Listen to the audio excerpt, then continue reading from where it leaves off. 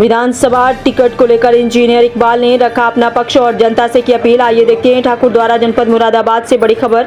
विधानसभा ठाकुर द्वारा के अंतर्गत समाजवादी पार्टी के कई कार्यकर्ताओं द्वारा लंबे समय से विधानसभा चुनाव की तैयारी जोरों शोरों के साथ की जा रही है, जिसको लेकर क्षेत्र की जनता में विभ्रम की स्थिति उत्पन्न हो रही थी और सपा का वोट बिखरता नजर दिखाई देने लगा था, जिसको देखते हुए इंजीनियर इकबाल द्वारा अपने आवास पर एक प्रेस कॉन्फ्रेंस बुलाकर स्पष्ट किया गया कि पार्टी के कार्यकर्ता होने के नाते कोई भी टिकट की दावेदारी कर सकता है और हम भी दावेदारी एवं विधानसभा चुनाव की पूरी तैयारी कर रहे हैं, पर टिकट का अंतिम निर्णय केवल समाजवादी पार्टी के राष्ट्रीय अध्यक्ष अखिलेश यादव का ही होगा कि वे किस पार्टी कार्यकर्ता पर अपना विश्वास जताते हैं और किसको विधानसभा में पहुंचने का निर्णय लेते हैं। हम जनता के बीच जाकर केवल अपने राष्ट्रीय अध्यक्ष अखिलेश यादव के नेतृत्व वाली सरकार उत्तर प्रदेश में बनाने की अपील जनता से कर रहे हैं और क्षेत्र की जनता से ऐसे प्रत्याशी को चुनने की मांग कर रहे हैं कि वह अपने उसे प्रत्याशी को चुने जो उनकी हर समस्या को विधानसभा में जाकर सरकार के समक्ष रख सके और क्षेत्र के विकास में अपने आप के कंधे से कंधा मिलाकर आपके साथ चल सके और हर सुख दुख में आपके साथ हर समय खड़ा रहे। ब्यूरो चीफ सफदर अली की रिपोर्ट। पूर्व ब्लॉक प्रमुख हैं और सूत्रों से ज्ञात हुआ है कि आप विधानसभा प्रत्याशी के रूप में समाजवादी से उभर कर आ रहे हैं, इसके लिए क्या कहना है? देखिए, मैं समाजवादी पार्टी का कार्यकर्ता और कोई भी कार्यकर्ता को पूरा हक है तो अपनी पार्टी से टिकट के लिए दावेदारी पेश कर सकता है। उसी लिए मैं दावेदारी पेश कर रहा हूँ। बहुत टाइम से राजनीति में हूँ, मेरा पूरा परिवार बहुत सैकड़ों वर्षों से राजनीति में है, समाज की सेवा कर रहा है। मैं 2016 से लेकर 2021 तक पूरे जनपद में मैं सिंगल ब्लॉक प्रमुख था समाजवादी पार्टी का, जो पूरे 5 वर्ष मैंने पूरे किए। फिलहाल मेरे बड़े भाई अब्दाल हुसैन प्रधान जो हैं जिला पंचायत के मेंबर हैं। पिछली बार भी पिछले टर्म में 2016 से लेकर 2021 तक वो जिला पंचायत के मेंबर हैं। मेरे घर में पिछले बार भी 2 बीडीसी के मेंबर थे, अब कभी 5 बीडीसी के मेंबर हैं। समाजवादी पार्टी का समर्पित कार्यकर्ता होने के नाते मुझे पूरा हक है कि मैं समाजवादी पार्टी से विधानसभा के लिए दावेदारी पेश करूं।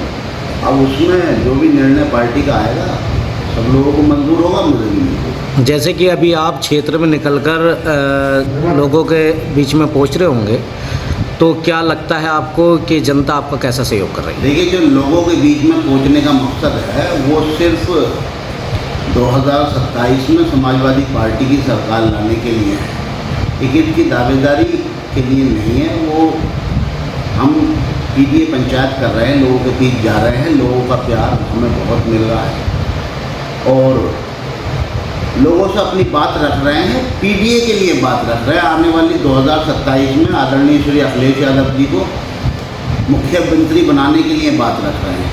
कोई अपनी दावेदारी लोगों के बीच में जाकर पेश नहीं कर रहे हैं, पार्टी के लिए काम कर रहे हैं, पीडीए के लिए काम कर रहे हैं। जनता आपको चुनती है तो आप जनता के लिए क्या कर पाएंगे? देखिए, जनता मुझे चुनती है, सबसे पहले तो राष्ट्रीय अध्यक्ष आदरणीय श्री अखिलेश यादव जी अगर मुझ पर भरोसा जताते हैं और सिंबल लेकर मुझे विधानसभा ठाकर द्वारा भेजते हैं और जनता मुझे उसके लिए चुनती है विधानसभा के लिए, तो विधानसभा में वो होगा जो पिछले 35-40 सालों में नहीं हुआ। एक चीज़ विधानसभा ठाकर द्वारा की एक खासियत रही है, विधानसभा ठाकर द्वारा का पिछले 35-40 सालों में, चाहे वो बीजेपी के विधायक के रूप में रहे हों या बीएसपी के विधायक के रूप में रहे हों या समाजवादी के विधायक के रूप में रहे, एक चीज़ से जनता महरूम है ठाकर द्वारा की कि कभी किसी विधायक ने विधानसभा में सदन में कभी कोई ऐसा मुद्दा नहीं उठाया जिससे जनता को ऐसा लगे कि हाँ साहब, हमारा रहनुमा, हमारा नुमाइंदा विधानसभा में हमारे लिए इतनी बड़ी पुरजोर कोशिश कर रहा है। आज तक आपने देखा होगा कोई भी विधायक आपकी विधानसभा का, मेरी विधानसभा का, ठाकर द्वारा विधानसभा का कोई ऐसा नहीं बना जो विधानसभा में आवाज़ उठाते हुए दिखाई दिया। सबसे पहले तो मैं यही कहना चाहूँगा, अगर मुझे विधानसभा भेजने का लोगों ने काम किया, समाजवादी पार्टी ने काम किया, तो एक पहला नुमाइंदा होगा जो विधानसभा में ठाकर द्वारा की तरफ से आवाज़ उठाता हुआ दिखाई देगा। दूसरी बात, जो क्षेत्र में एक कमी है, खासो खास शिक्षा की स्तर से देख लीजिए या चिकित्सा के स्तर से देख लीजिए, रोजगार के स्तर से देख लीजिए, इसके लिए ये तीन जो है बुनियादी चीज़ें हैं, पुरजोर कोशिश की जाएगी और हर हाल में उसमें सुधार करने की कोशिश की जाएगी। जैसे कि आप अपनी दावेदारी पेश कर रहे हैं और उधर ठाकुर द्वारा से नवाब जान खां अपनी दावेदारी पेश कर रहे हैं, इस विषय में क्या कहना चाहिए? ठीक है, वो वर्तमान में विधायक है, पिछले 12 साल से वो वर्तमान में पिछले 12 साल से वो विधायक हैं। वो भी समाजवादी पार्टी का कार्यकर्ता है, हम भी समाजवादी पार्टी का कार्यकर्ता है। वो दावेदारी पेश कर रहा है, अच्छी बात है, हम भी दावेदारी पेश कर रहे हैं। लेकिन इसका जो अंतिम निर्णय होगा वो अखिलेश जी का ही होगा। उसमें जो वो आदेश करेंगे वो हमें भी मान्य होगा, उन्हें भी मान्य होगा। और वो माने नहीं माने वो हमें पता नहीं।